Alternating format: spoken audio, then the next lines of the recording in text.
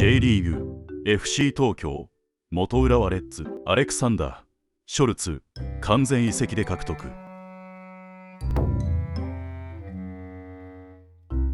ショルツは本当に予想外だったし、すごい補強。 FC 東京さすがに残留するしかないだろう。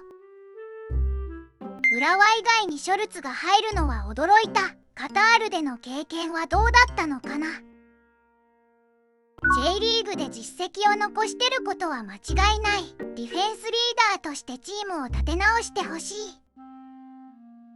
本当にショルツが来るとは、もうここから残留するしかないな。